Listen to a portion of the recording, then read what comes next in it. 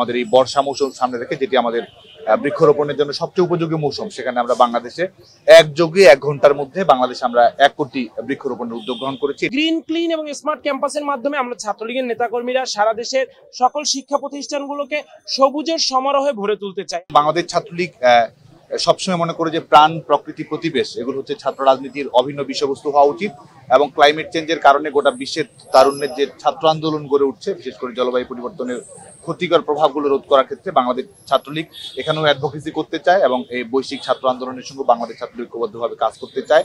এবং আমরা মাননীয় প্রধানমন্ত্রী বঙ্গবন্ধু দেশরত্ন শেখ হাসিনা বনায়ন, বৃক্ষরোপণকে আমাদের ছাত্র রাজনীতির সিলেবাসের অবিচ্ছেদ্য অংশে পরিণত করার জন্য সবসময় আহ্বান জানান, এবং আমরা জাতির পিতা বঙ্গবন্ধু শেখ মুজিবুর রহমান, বিশেষ করে স্বাধীন বাংলাদেশ গঠিত হওয়ার পরেই এই বনায়নের বিষয়টিকে, উপকূলীয় বনায়ন তৈরি করা, বন্যপ্রাণী সংরক্ষণ আইন প্রস্তুত করা, এবং সর্বশেষ বঙ্গবন্ধু দেশরত্ন শেখ হাসিনা প্রাণ, প্রকৃতি, পরিবেশ রক্ষা করাকে আমাদের সাংবিধানিক অঙ্গীকারে পরিণত করেছে।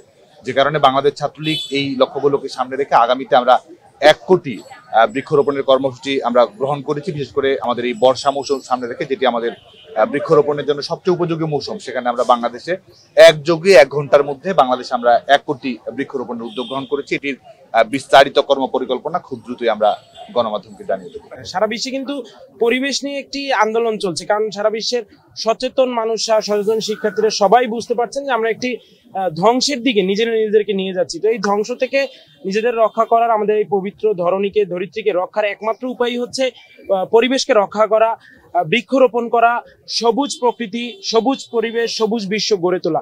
এবং এই যে সার্বিক আন্দোলন, এই সার্বিক আন্দোলনে সারা বিশ্বের একজন অকুতোভয় কণ্ঠস্বর হচ্ছেন বঙ্গবন্ধু কন্যা দেশরত্ন শেখ হাসিনা। এবং আমরা যারা বাংলাদেশ ছাত্রলীগের নেতাকর্মী, আমরা সবসময় শেখ হাসিনাকে অনুসরণের চেষ্টা করি।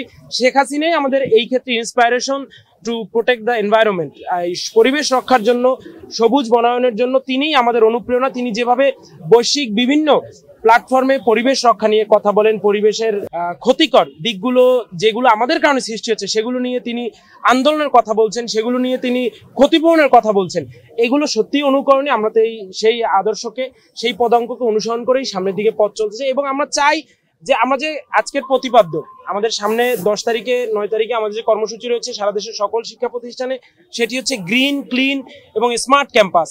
তো এই গ্রিন, ক্লিন এবং স্মার্ট ক্যাম্পাসের মাধ্যমে আমরা ছাত্রলীগের নেতাকর্মীরা সারা দেশের সকল শিক্ষা প্রতিষ্ঠানগুলোকে সবুজের সমারোহে ভরে তুলতে চাই। আমরা চাই একটি সবুজ, পরিচ্ছন্ন এবং শেখ হাসিনার স্বপ্নের যে স্মার্ট বাংলাদেশ, সেই স্মার্ট বাংলাদেশের পথ ধরে আমাদের শিক্ষা প্রতিষ্ঠানগুলো স্মার্ট হবে। এবং এই স্মার্ট হওয়ার জন্য সেটি কিন্তু পরিবেশ বান্ধব হতে হবে, পরিবেশ বান্ধব শিক্ষা প্রতিষ্ঠান হতে হবে, পরিচ্ছন্ন শিক্ষা প্রতিষ্ঠান হতে হবে।